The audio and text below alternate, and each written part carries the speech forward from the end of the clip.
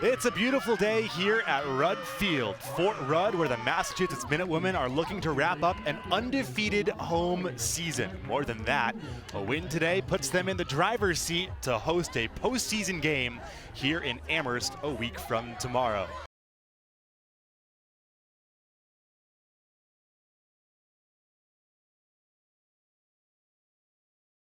Beneath the sun-speckled foliage, outswinging ball, Capoletti's there, she misses, and it's headed just wide by Podolsky. Boy, that was inches away from a 1-0 Minutewoman lead.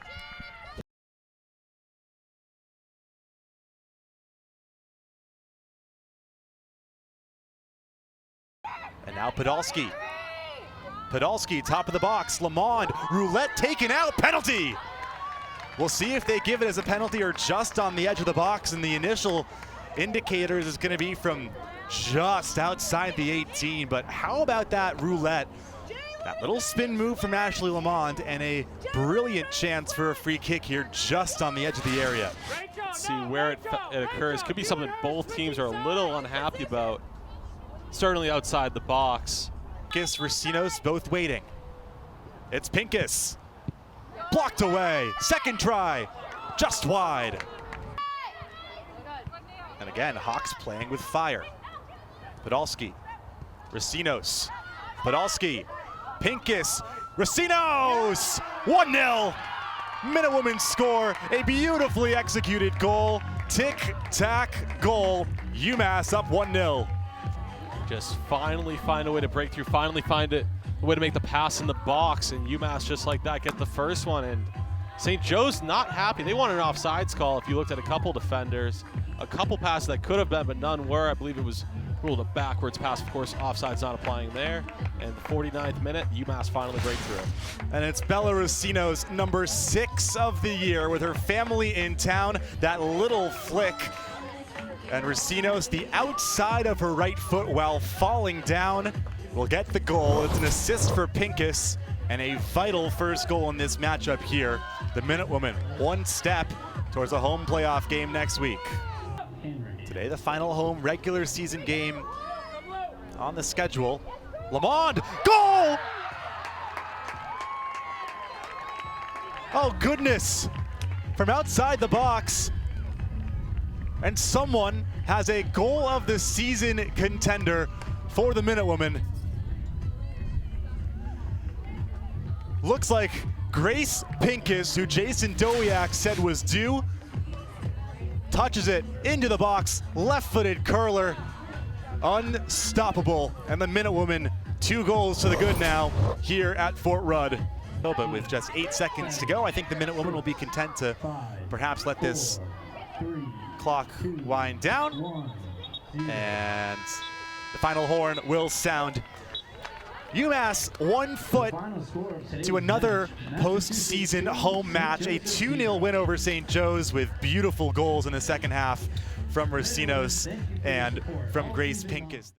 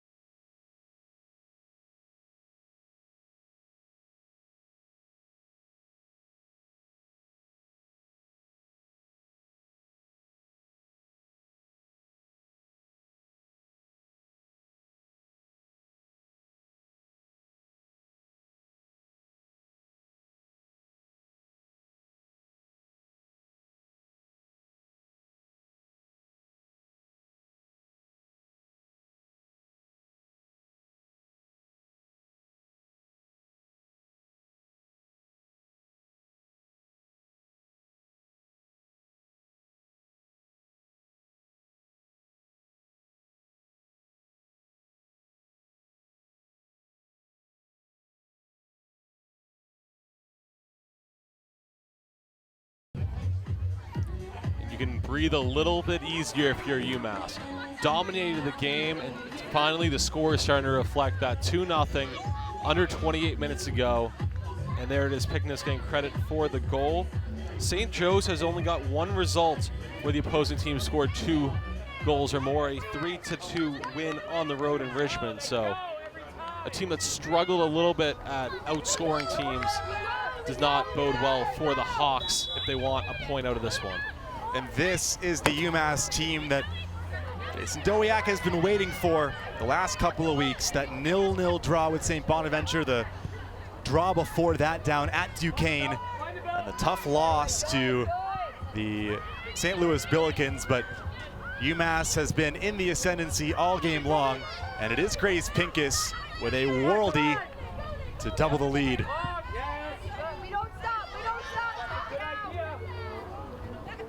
Minutewomen want a third.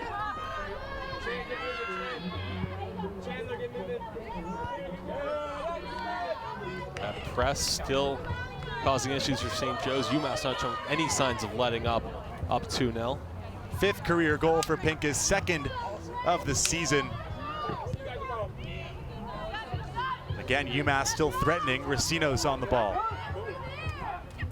Racinos, beautiful 1-2, top of the box. Podolski looking for Pincus, who scored that first one, now wants a second. Robles throws it into the mixer. This is just the kind of performance that UMass was hoping for in today's game. And there's Fiona Kane showing off some of those attacking midfielder moves. It's not often you see players transition from being a number 10 to being a center back, but she has done that and more as Robles flagged for offside.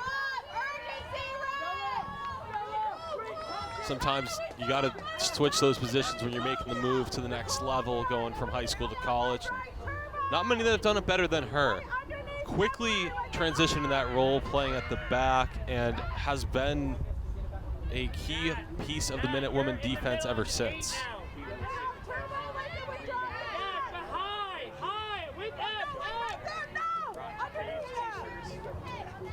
25 and change to go here at Rudd Field. UMass looking for their 7th home win of the campaign. And if the score holds, it will wrap up an undefeated home calendar at Rudd Field, and a chance for more.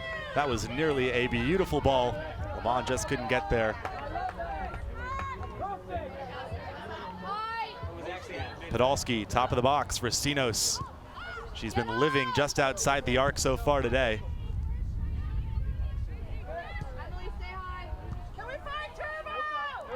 Pincus is last goal scorer. She's grown so much since her first year here at UMass.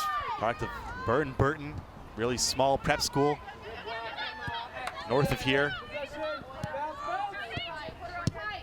Was stuck behind Lauren Bonavita for her first couple of years, but they're similar players and they learned a lot from each other. A couple of goals last year and more really good hold-up play this year as Racinos will draw a foul. She's run herself ragged today.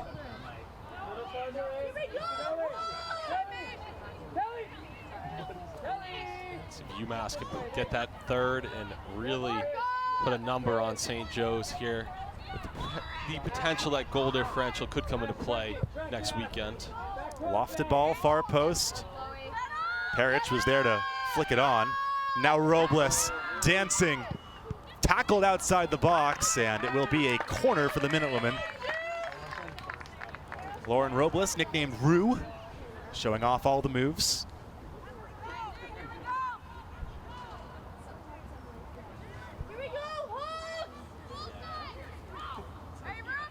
This is the new season high, 12th corner of the day. No Minutewomen around the goalkeeper like we saw in the last couple corners. Parrish, Podolski in the center. In swinger. Robles floats it in. And Capoletti will claim. Might have been impeded at times there by Parrish as well, but no whistle. Get a look at the beautiful scenery. You can see Route 116 in the background, and it's been the shaking of leaves. They change from green to red, and let us know that winter is nearly here. Of course, with that, UMass hockey is back. They take a trip to Minnesota State Mankato this week. I'll be on my plane at 7 in the morning tomorrow.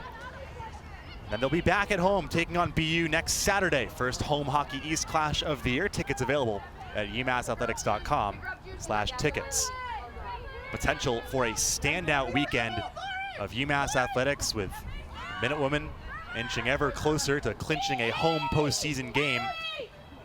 They can take care of business on Sunday against Rose Hill. Excuse me, against Fordham at Rose Hill. Beautiful athletic facility they have there in the Bronx. And UMass up 2 goals, might have a chance to rest some bodies perhaps, should they so choose in the final stages of this game. How about that from Grace Pincus? Lovely ball. The finisher turned provider. Robles to the inside, lofts it forward. Pincus is there, off the bar. So close to a second in a move that she herself started back towards the halfway line. Another try, palmed over the bar by Capoletti. That was Pease. UMass so close to a third, twice off the woodwork. Capoletti by far the best save of the game for either goalkeeper.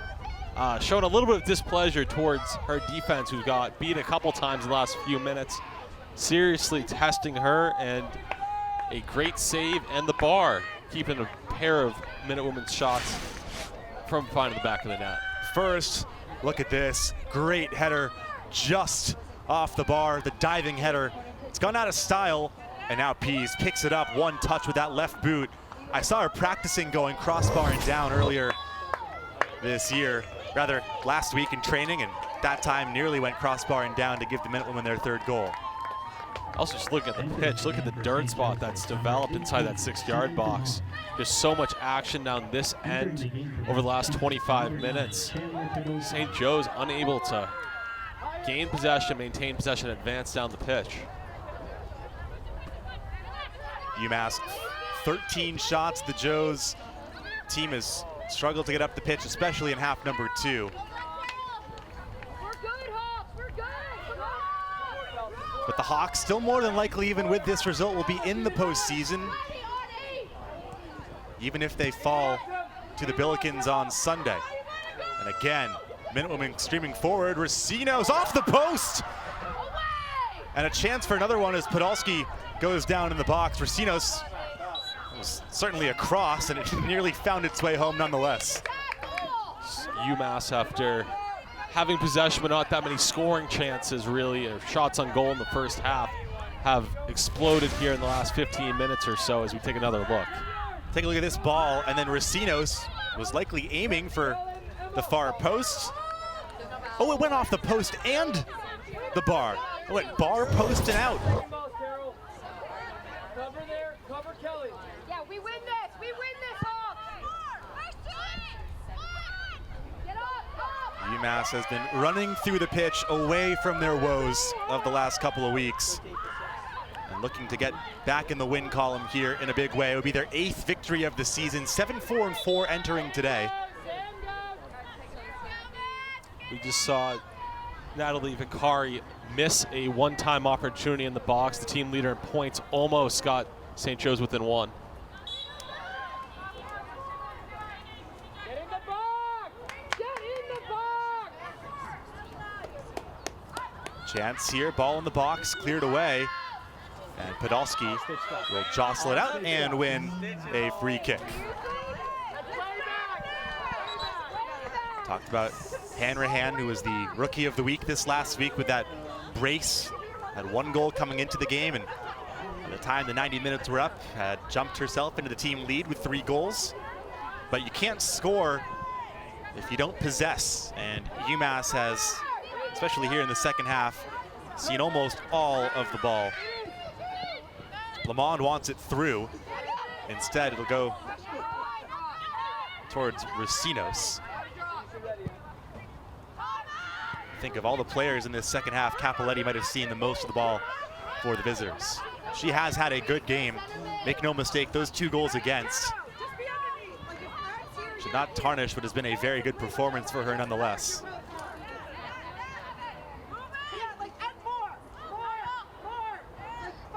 Recinos pokes it forward. Good turn, left foot from Podolski. Did it take a touch from the goalie on the way in? It will indeed.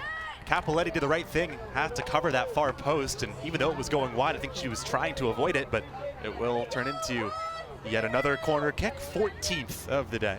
When you're in goal, you got to be a little bit more careful. That's the right decision. If there's any question in your mind at all, just to push it wide and guarantee it's not going in. Much better just concede a corner versus the chance of that just rolling into the back corner. In swinger, comes out to the top of the box. One try on the volley. Recinos and Capoletti makes the save and gets fouled right after by Lamond. And we're going to see a booking here. We will indeed. 10th booking of the year for UMass, and an unnecessary one at that. I believe that was Lamond. It actually might have been Emmy McCormick.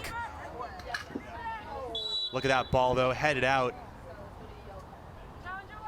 And just the one touch there, Capoletti did a great job of stopping that one. Racino so close to a second.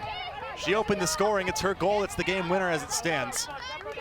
And it went up to 16 shots to the Hawks 4. They've had 80% of the shots. They've had 100% of the corners, 14 of 14.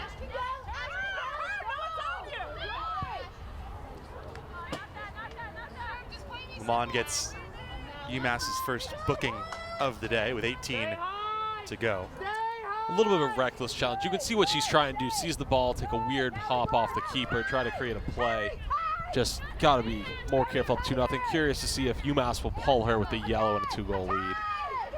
Beautiful from Emma Podolski here. Plays a similar kind of game to her sister. And we saw Chandler have 2 years here at UMass, and she's going to get on the ball now, but just so technical, so physical, just as a striker. And it's like looking in a mirror with a midfielder instead. The word on the street is Chandler Podolski loves to finish, and Emma Podolski has the kind of midfielder's hard work ethic as well. Both Podolskis have put in shifts today, and she'll close down Capoletti. And they call that a foul. I'm not so sure. But it'll be a free kick for the Hawks, I believe, in their own half. Time is stopped here. That might just be a situation of, oh, the goalkeeper went down. Let's make sure nothing serious happens. A 2-goal game, right or wrong. Didn't look like there was anything in that for me, especially once the keeper takes it out of the box. You know, keepers are protected inside their own 18. But when you're an outfield player, you've got to be prepared for a challenge like that. Just look at how far Capoletti was there when she did get fouled. If you sweeper keeping, very much in vogue. First time we've really seen her do it today, which a little bit surprising to see after some of the difficulties of distribution in the first half. UMass looking to close this game out and pick up yet another home win. See Emily McCormick and Carter Ball coming in as UMass taking off a couple of their starters to get them a little bit of extra rest heading into the final day of the regular season.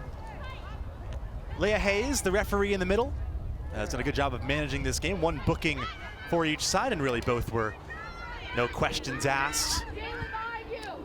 Another switch of play here for the Minutewoman. McCormick, who got on the end of it. Chipped ball over the top, and McCormick tries to play that one into the box.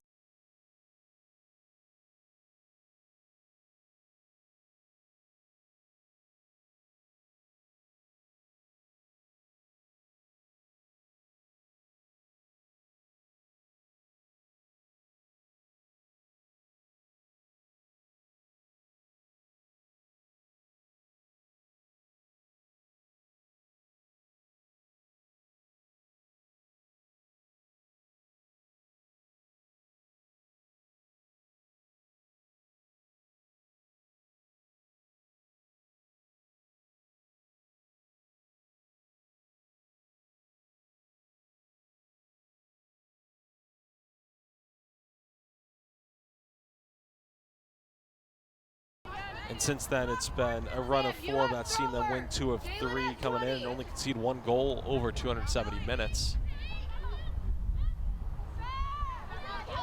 Cartable carries past one and chips it off another for a throw in to the Minutewomen. Goals from Rastinos and Pincus. They've yet to add an assist on the Pincus goal, but would not be surprised if it came either from Lamond or maybe Graves, whoever was up the pitch for that throw-in.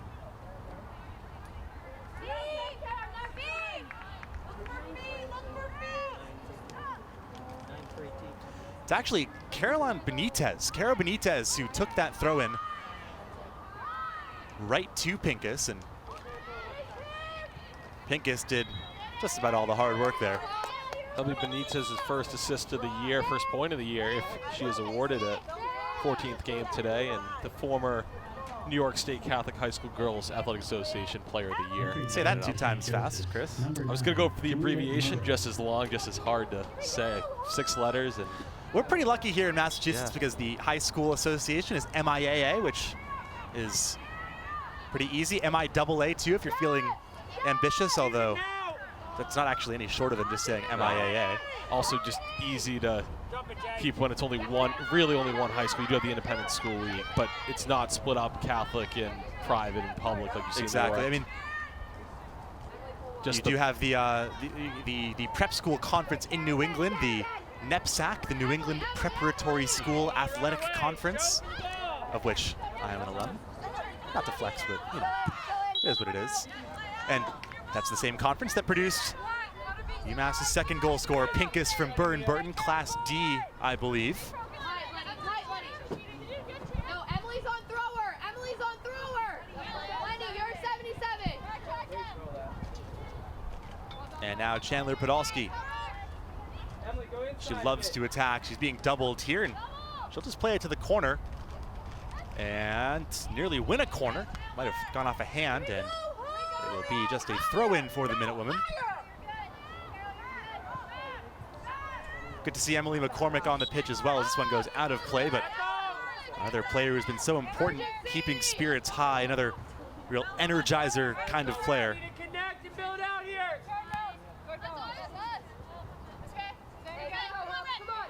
Lenny, start hitting more so you give yourself space. All right, you're not getting East out. Bridgewater product.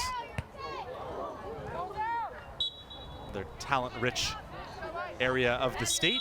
Actually not too far from Attleboro, where Fiona Kane played her high school soccer, although she's actually technically from Easton. Entering the game for Massachusetts. Neither here nor there. Number 21. 2 towns that are right near each other, Easton and Bridgewater and Attleboro for that matter. So a lot of talent coming out of that southeastern Mass area. And it's McCormick on the ball again, driving byline, and she'll win a corner.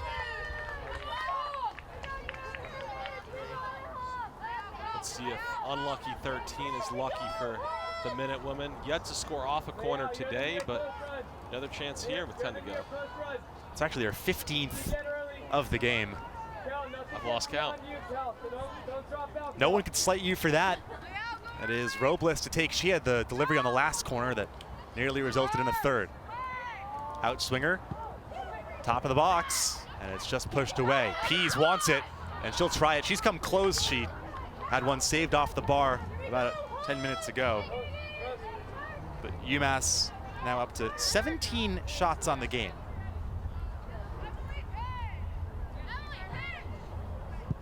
Their most in a game this year was 26 against Davidson in that slaughtering of the Wildcats down in North Carolina.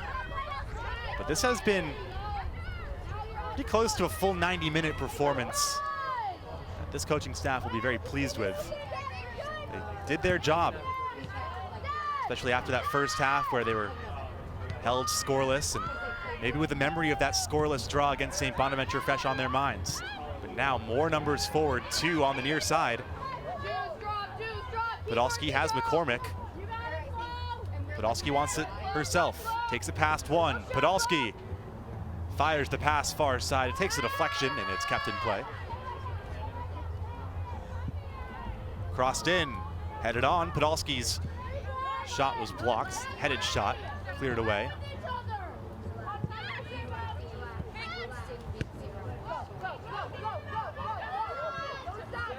If you look at the shot total across the two halves, kind of tells the story of how UMass has found that one extra move, that one extra pass.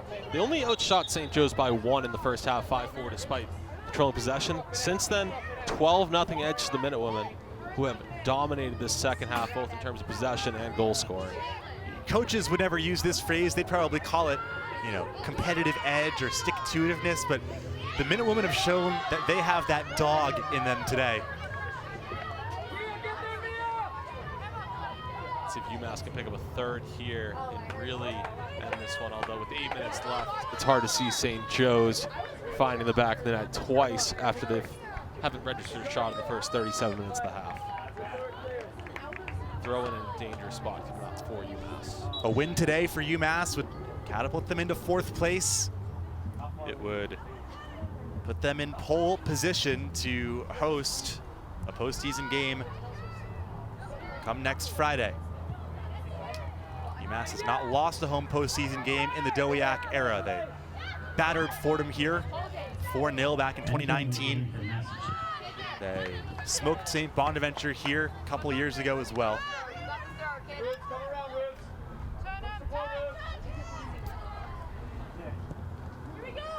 Chandler Podolski getting an extended run here as the center forward, combining nicely with McCormick. Good tackle, sends it out of play. It'll be a UMass throw-in, I believe.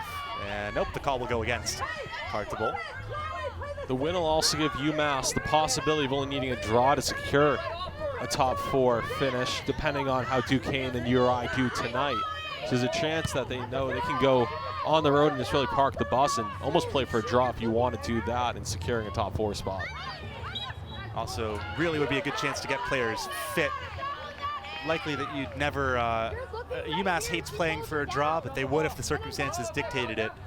More important though, getting everyone in that first 11 fit. Big shout out to everyone in the studio today. From top to bottom, a great production here with Mullins Madness set to come. Big event this evening that also requires a good number of staff on hand. So thanks to those of you who make these events happen. UMass, you go, Chris. I was talking to a couple of the ones working this one. They said they're working Mullins Madness after a 10-hour day of UMass athletics for them. I mean, I don't know about you, but I have 24-hour days of UMass athletics every day. I eat, sleep, and breathe UMass Maroon, but your Twitter certainly shows that as well. Yours is probably a split between UMass Maroon and BC Red and Gold, right? Yeah, a lot of maroon. That's the one constant. Always some maroon going on in the Twitter. Just question which shade you like. Other games coming up this weekend. Men's soccer senior day here at Fort Rudd. Hockey on the road in Mankato tomorrow night, 8:07 Eastern, and then 7:07 Eastern on Saturday. Of course, football on bye this week following the loss to Penn State. They're back in action on the road down at the U.S. Military Academy. Indeed, they play at West Point a week from Saturday. Field hockey plays 2 home games. They've got Richmond and Dartmouth at home, the Spiders and the Big Green, before wrapping up their season on the road in Lock Haven, Pennsylvania. Joe's looking for a goal, and they're denied off the line here. That was the best chance of the game, perhaps, for the Hawks. As we see Rose Gavanthor, I believe, in on the touch. So it's a little bit of a wake-up call to UMass, just knowing, yes, you're in the lead, yes, you've got 2 goals, but 5 minutes, you're 1 shot away from this all of a sudden being a game. And goalies are obsessed with clean sheets. Bella Mendoza is no different, as this is a free kick against the Hawks. You can't call light fouls and then not call light fouls. Mendoza, in her senior season out of San Ramon, California, indicated that she very well might be back next year. 2-time A10 Defensive Player of the Week last year, has garnered that honor again this year. Faced 24 shots in the last game against St. Louis. It has been perhaps a much needed game for her where there are no Billiken players, just cramming the ball in the box at every given opportunity. Chloe, keep pushing yourself forward. Chloe, keep pushing yourself don't worry about anything behind you. This is good play from the Hawks. One touch, and the shot goes well wide. Remember, Mendoza was initially set to split time in net this year with Meg Olszewski, who has had her UMass career curtailed, unfortunately, an ACL injury. She's got surgery coming up in about 10 days' time. They formed quite the tandem, Olszewski, and credit to Meg. I've still seen her at almost every training so far. I saw her before the game on the touchline. Potentially sets of a very experienced goaltending duo next year, depending on what they both decide to do. Podolski skins, shot save, Capoletti. Boy, Podolski, look at that acceleration. Just skinned her woman there on the far side, and a foul goes on Robles. Podolski's looked good though. She wants her goal. 87th minute, and still having the energy left to go on a good run there and get a great scoring opportunities. We took another look at right here, just the burst of speed to get through. Just so quick. Someone who at one point in time was drawing the eye of potentially U.S. youth national team scouts. Of course, the Massachusetts area has produced plenty of players who end up playing in the U.S. setup.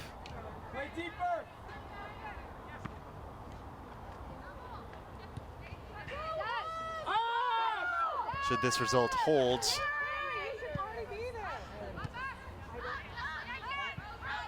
it would be clean sheet number 7 of the year for Mendoza.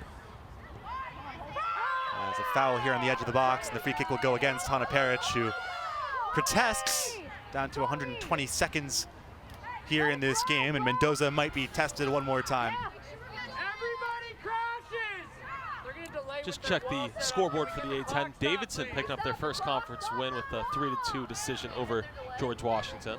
GW, the only team that remains winless now in the conference. Tough times down there in Foggy Bottom, although their soccer field's actually located in Mount Vernon.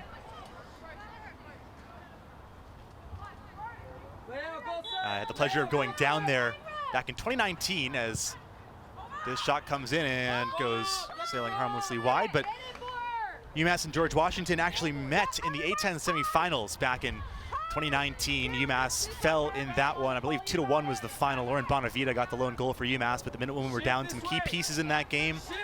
Down Sydney Loxonen, their captain, who missed that game with a concussion. They were down the A10's Offensive Player of the Year and Rookie of the Year, Melissa Kostler, who was with the German national team, which is perhaps one of the only excuses for missing a postseason game like that. GW has gone on a different trajectory in recent years. Still plenty of faith that with their beautiful facilities down there, they'll get back to the top one day. And Mendoza, they'll put the clamps on this one, and with under 60 seconds to go, it might be all academic from here on out. Mendoza just doing a good job to secure the ball and potentially securing her 7th clean sheet of the season in 16 appearances and 14 starts. Goals in this one. It was Racinos who opened the scoring just minutes into the second half before Grace Pincus scored one of the prettier goals of this UMass season. A brilliant shot from the edge of the box with her left foot, left Capoletti no chance. Maybe time for one more shot here as Podolski, who's been hunting a goal, will play it to Robles, who can't get through a pair. And a free kick here for UMass, though.